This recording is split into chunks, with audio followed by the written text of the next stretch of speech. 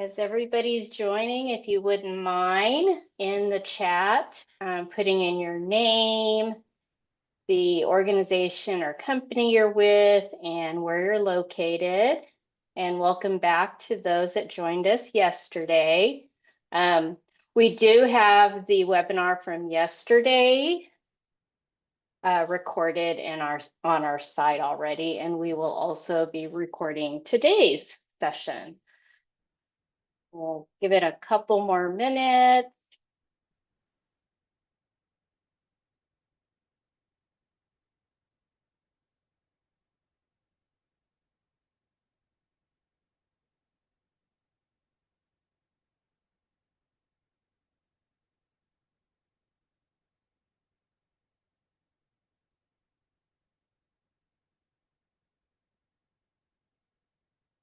All right, well, we will get started today.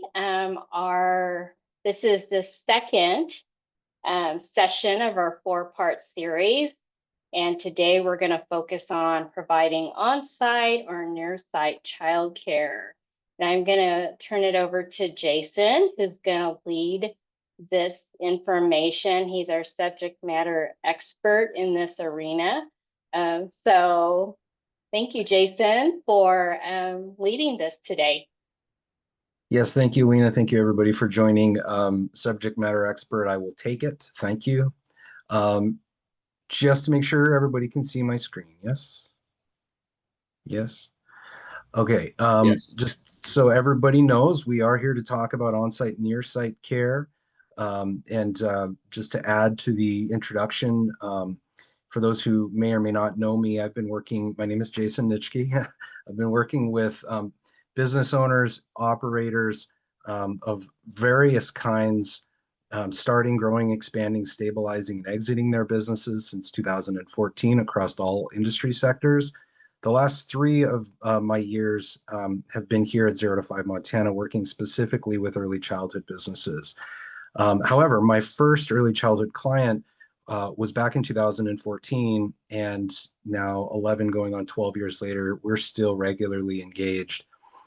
So among my various certifications there on the screen and credentials, probably 2 of the most relevant are related to quality business practice in the early childhood industry from the McCormick Center for Early Childhood Leadership in Chicago.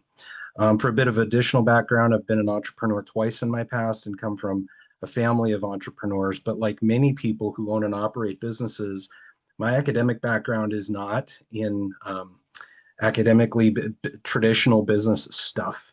My academic background is in stuff that I was passionate about, but not necessarily, again, the structural components of business. So the work that I do is to teach business to business owners right now in this industry of early care and education.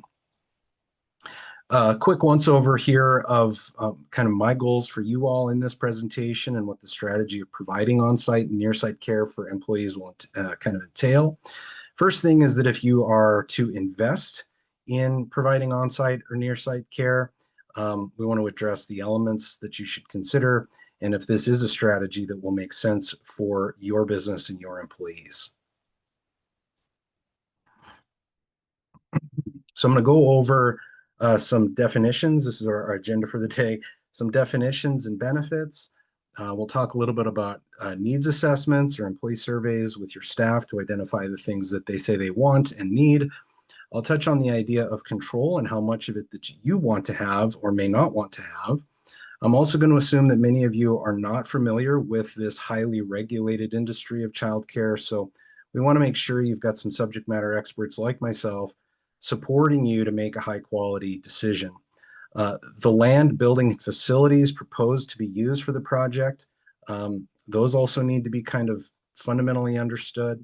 We'll touch on kind of cost benefit analysis and some budgetary implications, and we'll wrap up with a couple of catch-all additional items.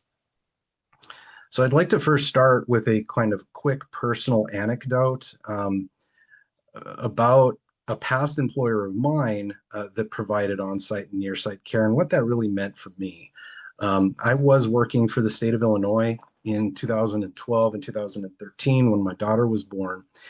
I had access to infant care through that on-site program that was right across the street from my office, on-site of government offices. And because of that proximity to my workplace, I was able to walk across the parking lot, to see her on my breaks, to feed her a bottle, and perhaps most importantly and most memorably, experience some of the firsts in her life. Like, for example, I will never forget the day she rolled over for the first time at the on-site program.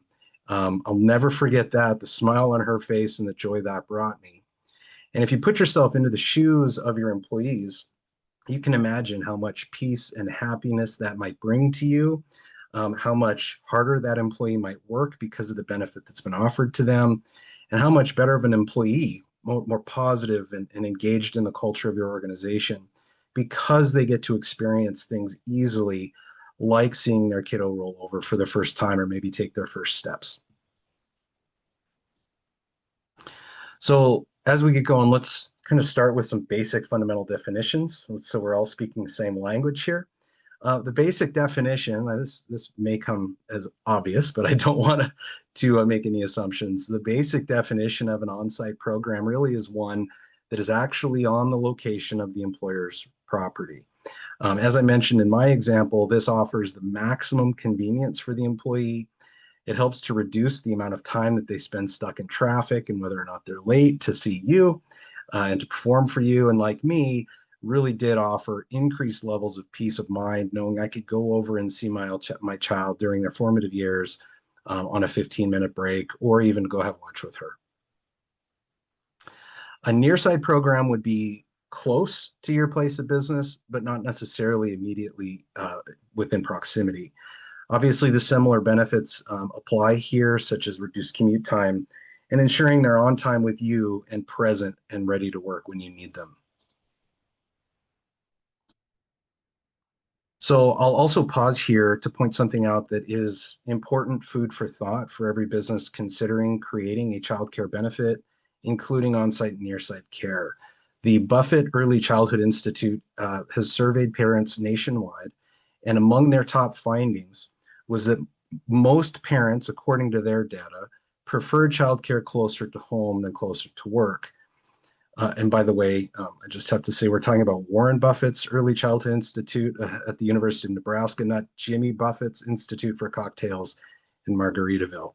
I bring this up to bring some levity to the topic, but also to make the point that it is important to conduct the needs assessment, to ask your employees what they want, to ensure you're investing in something that will actually maximize the benefit to both you and your employees. And that's why the needs assessment really is the first decision point. Of course, the term needs assessment is a fancy business advisor way of saying, let's ask our people, let's conduct an employee survey of the population and ask a handful of really fundamental, really important questions to minimize the amount of assumptions that we're making. So what do your employees want? What do your employees need? How does that vary by the various role types, job functions, job descriptions, job responsibilities, and frankly, where some of those employees actually work, depending on your industry. You'll also want to consider how those employees engage with the business and who might be eligible for the benefit. On our Family Forward Montana website, the employee survey example that you see here, which the QR code will get you to, is available for you to look at and perhaps give you some starting points for you to customize something for your employee population. And as I go through additional decision points here in this presentation, there might be some other things that you may want to ask so that you're kind of getting a comprehensive perspective on what it is that the employees want and what the employees need and what makes sense for you. Some additional considerations here to extrapolate from that employee survey, and these all create variables in an equation to help you connect this idea to a dollar amount, which we'll talk about in the cost benefit analysis. How many of them will want or may access this benefit? It's not going to be 100% certainly. So what is that number? How much of the financial cost can they or should they as employees absorb?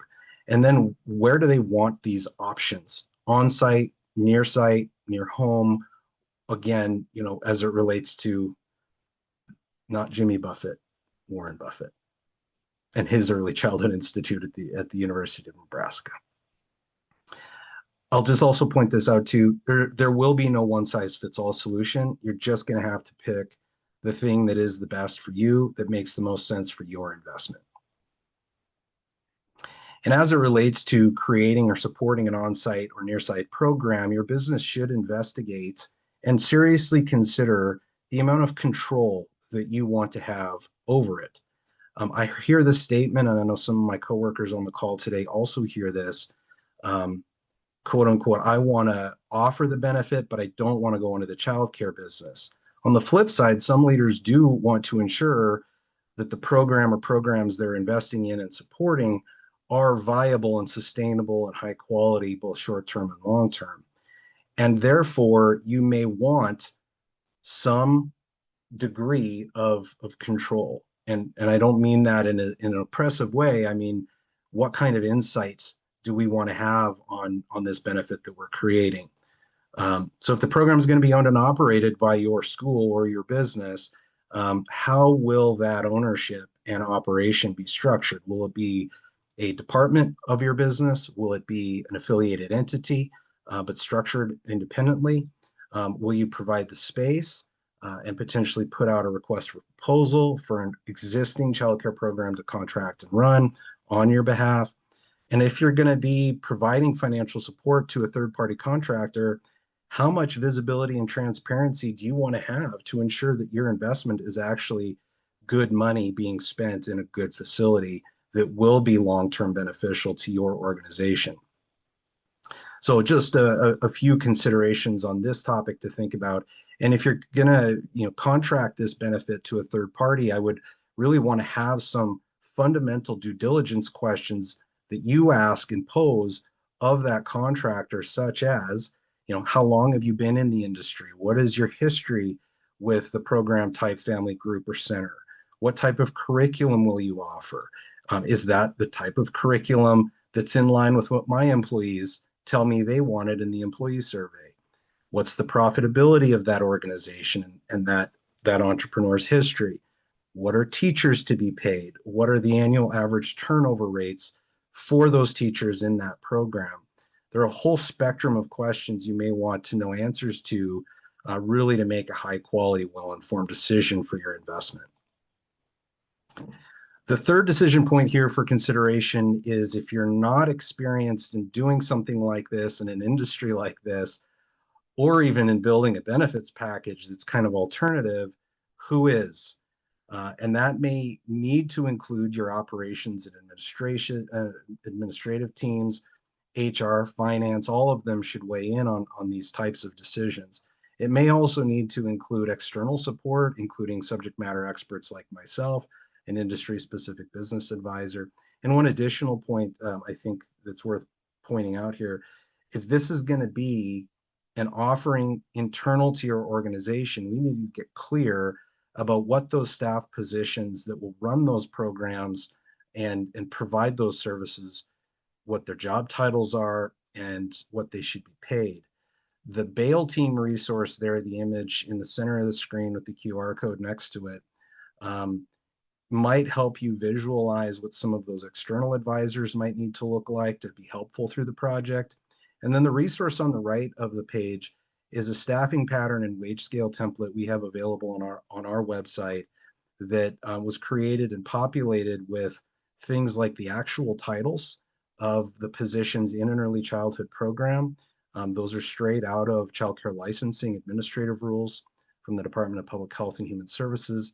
Additionally, we have things like years of service and practitioner registries, so their level of performance and credential, and then the corresponding wage that comes alongside what those wages are paid in Montana based on the U.S. Bureau of Labor Statistics data that's most current, which is May of 2024.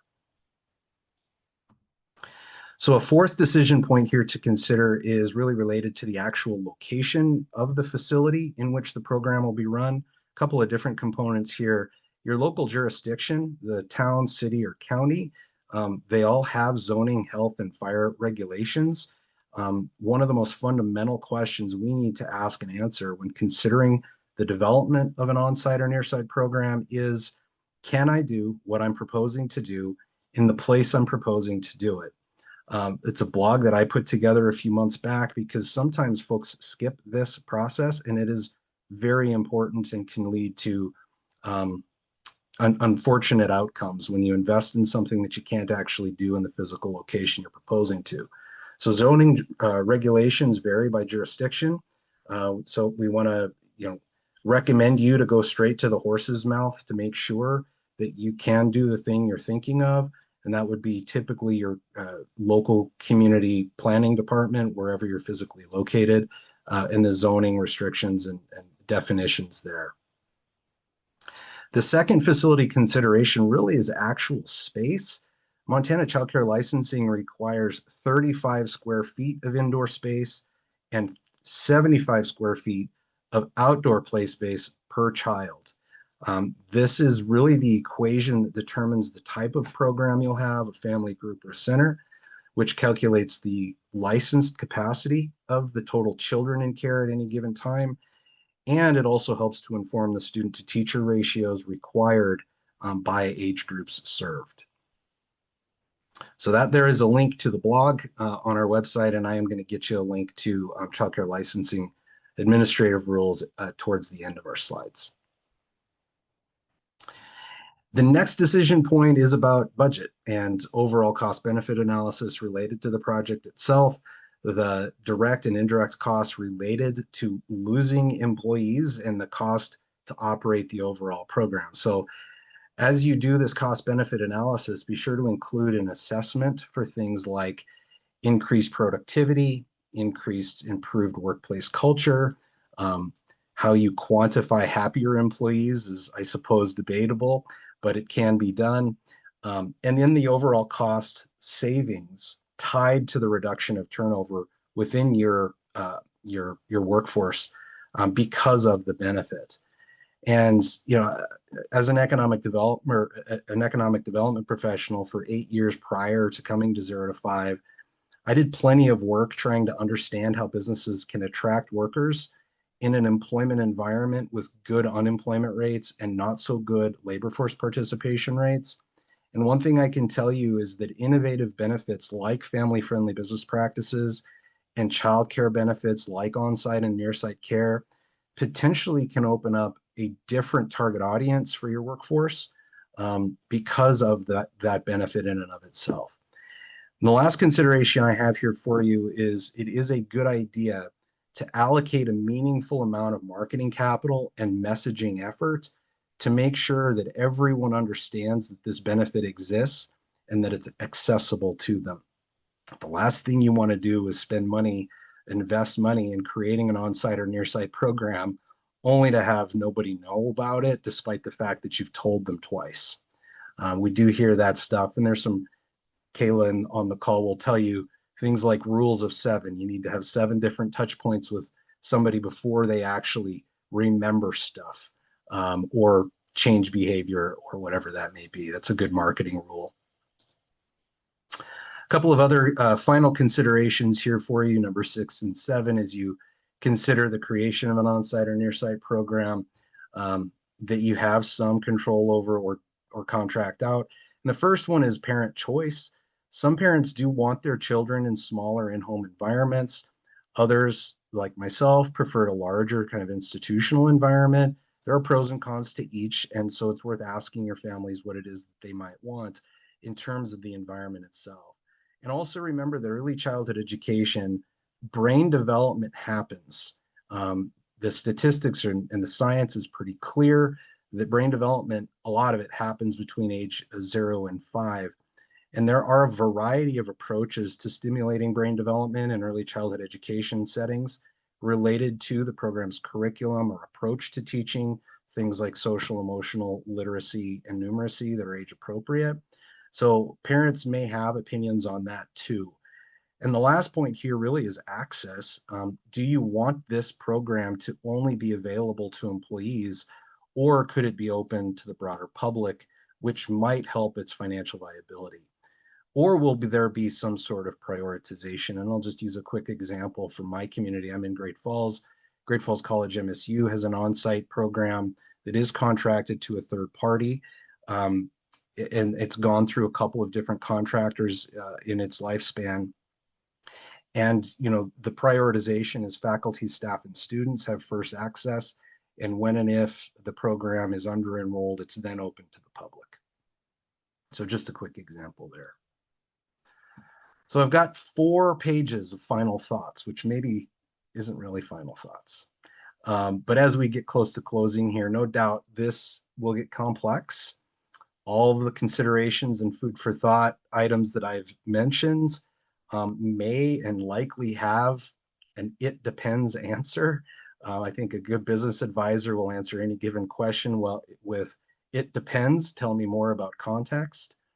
So however, if your goal really are to be proactive in addressing your talent and attraction and retention challenges, this approach really can be innovative and a vital element. So if you can keep an employee for a year or 2 or 3 or 4 longer because of a benefit like this, you might be saving thousands, if not tens of thousands of dollars in lost productivity, the cost of hiring and training, and potentially simply losing those employees to another employer or having them subtract fully from the workforce, which has a negative impact on the household spending ability and what people can spend within the local community, which may have a top line issue, a top line revenue impact on your business.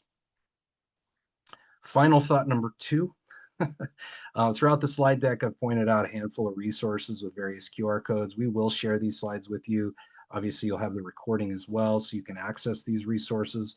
Some of the things here are not QR coded, which we can attach to the follow-up email for you.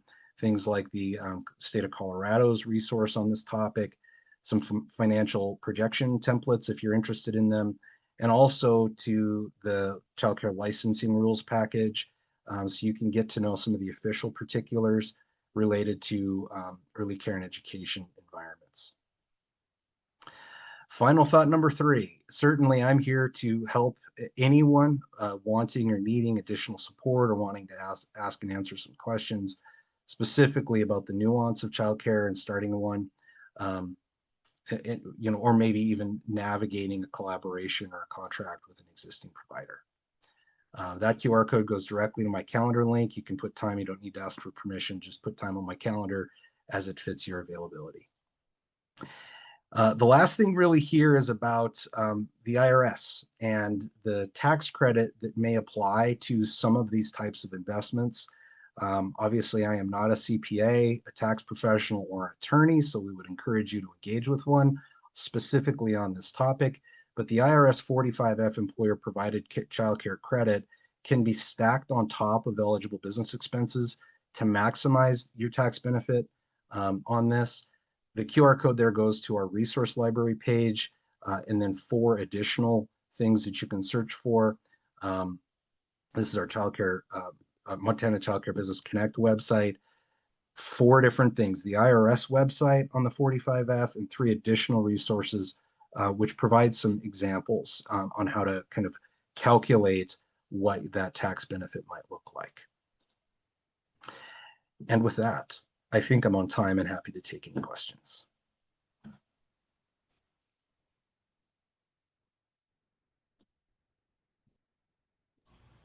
So just watching and listening to your presentation, it sounds like there's some risks involved here. I mean, if you do your survey and you think you need a certain number, it comes back and you need it more, or you grow over the course of the next couple of years. How is there? I mean, just not sure how to deal with that. I mean, it like you said, it becomes a position. Do you want to run a childcare, or I mean, we're a healthcare facility, and it seems kind of a good fit, but that's not what we specialize in. So this seems like the risky one compared to, being able to make some investments and assist people, that Lena covered yesterday. So why would this be a better decision for the employer? Yeah, one of the things I do think this gives you a lot of control, and that's one of the things that I think could be a benefit to you if it's on site, near site, or you have some insight over what's going on. Obviously, risk management is a really broad topic. So I guess, Tobias, I would ask you, um, through which lens are you trying to analyze the risk of this? Is it the risk of investing money in something that people don't want, investing too much or not enough capital? What's your perspective on that? I think maybe the risk is saying, okay, if we decided that there was a certain amount of money that we could invest, would that continue to be enough, or would be something that would grow, that it would continue to need more investment, which could be kind of scary to board members that are focusing on money for healthcare. Mm-hmm. Yeah, I mean, my perspective on this typically is, the prototyping approach. Let's start small and see what works, and then go from there. I typically suggest that folks don't make assumptions about what's going to work or not going to work without prototyping and testing and trying things. By reducing uncertainty to the level that makes sense to you to be able to make the investment.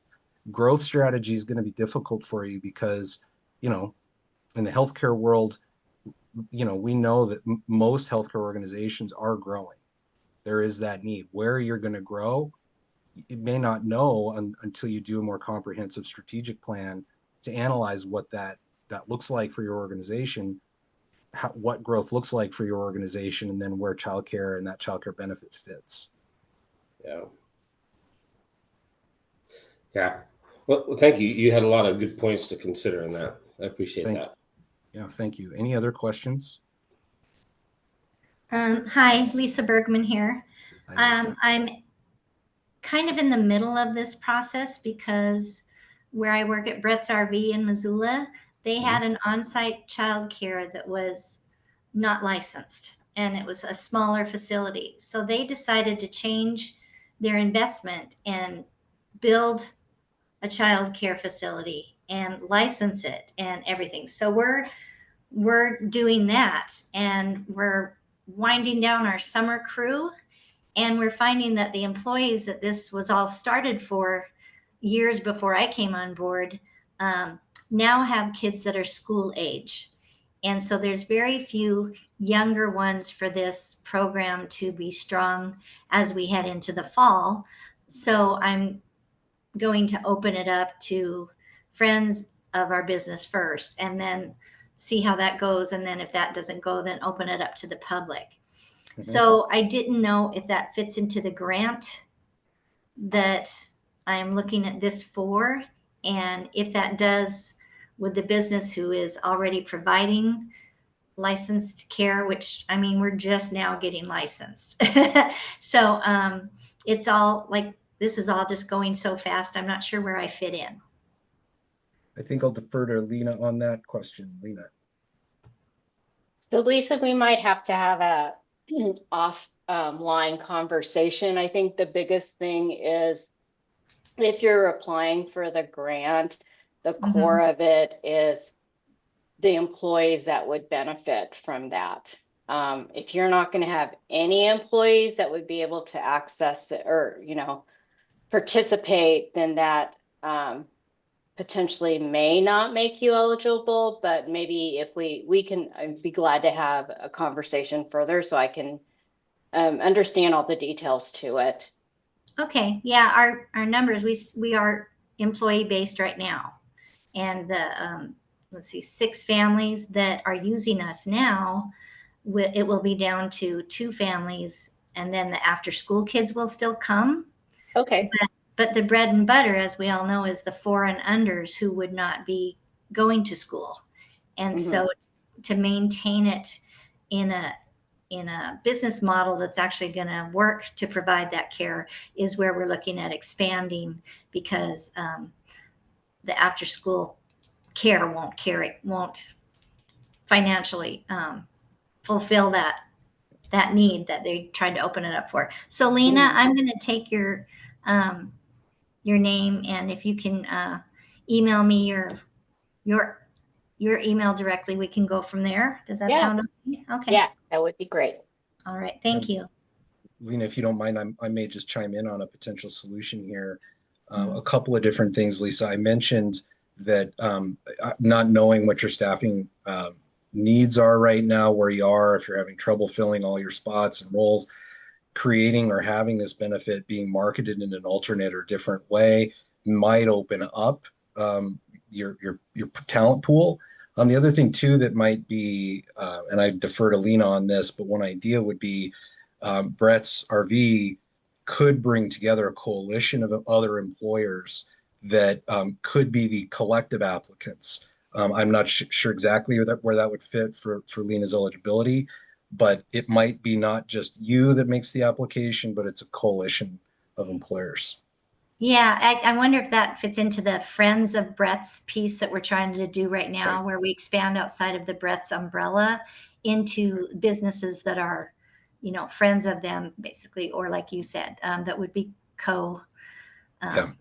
employers interested in that. Okay. Yeah, that's kind of what I'm thinking there. It's the near site in proximity to your friends and whoever they are and what their needs are, and them creating their own benefit by utilizing, hanging the hat rack where there's already a hat rack. So there you go. Yeah. Sorry, Shelby, go ahead. No, you're fine. I was just going to say Jason is touching on a bit of a topic that I'll be discussing tomorrow on community infrastructure investments. So kind of that collective approach, which is coming soon.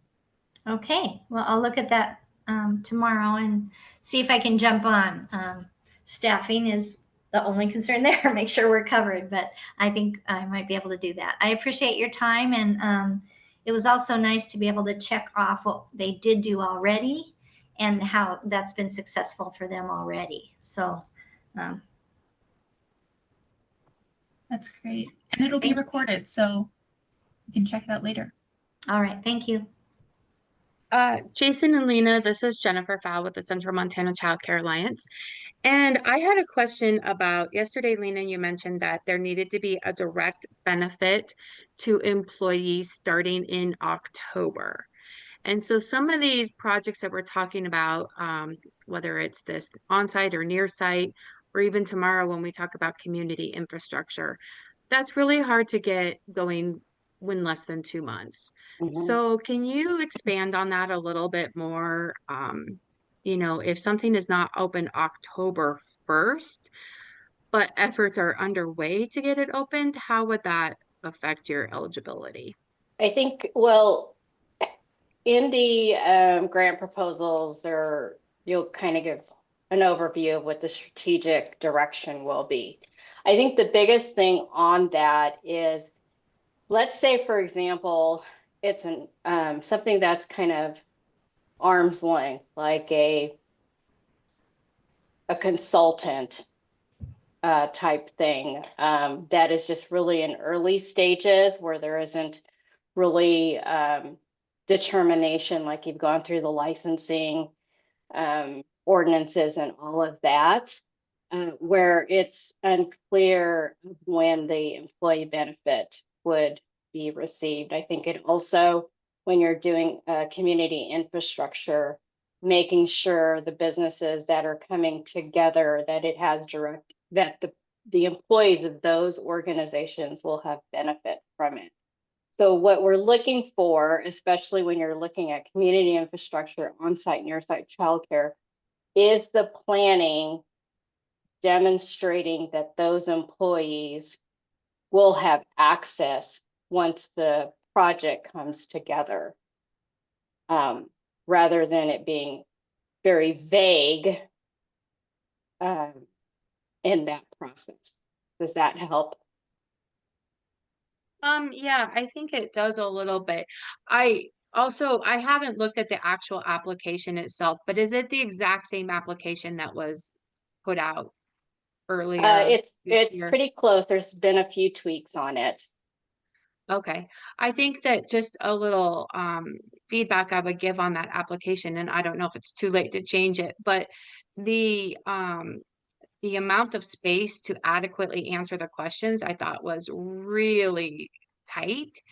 And I think it was hard to demonstrate some of this in the amount of space that was provided for the responses. So I don't know if that's something that could still be considered, but I know that we helped several people with their applications and they were really struggling to try to adequately explain their plan in the amount of space that was provided.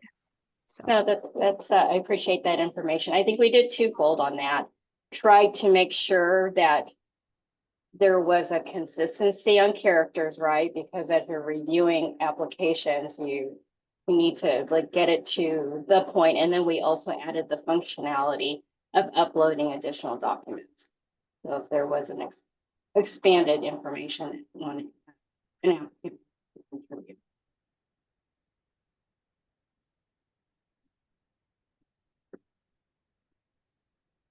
I kind of had a similar question about if we go the using our dependent care benefit, only because employees can't really change those elections until January, the way our plan is set up. So Mhm. I guess their direct benefit would not be until January. Do you see that as a problem?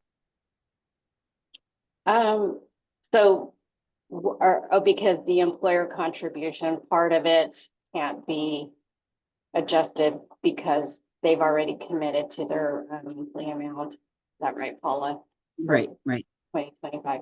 I think we can definitely, if you put that in your application, one of the situations is that, but I think the fact, if you have a DCAP underway, whether it means plan design, starting to contract with a third party, let's say if it was a new DCAP, for example, that's planning stages are underway starting in the fourth quarter. At least that would demonstrate you've got the infrastructure and putting that together so that open enrollment, which will probably happen, would speculate sometimes, you know, some employers, depending on how big, will have open enrollment as early as end of October or early December. When Yes. those are kind of demonstrations of employees being able to begin to access that, even though the actual contributions will start in January. Let's say if there is no planning happening in that fourth quarter, that's where we would pause and say, are the employee, you know, it would question, would the employees even have access to that benefit? Right. And I think that would work out for us because we do have open enrollment in November. So Uh-huh. I think we could work through that. So thank you.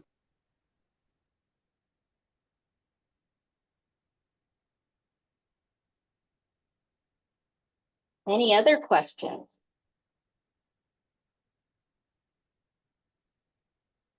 Any final comments, Jason, to share?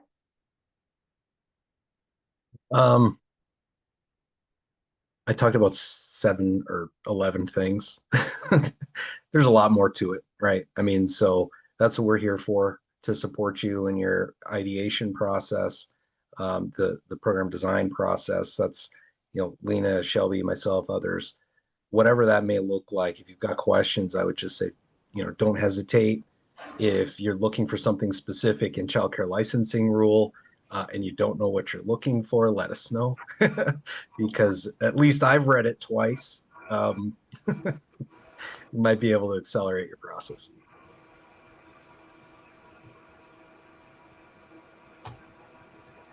All right.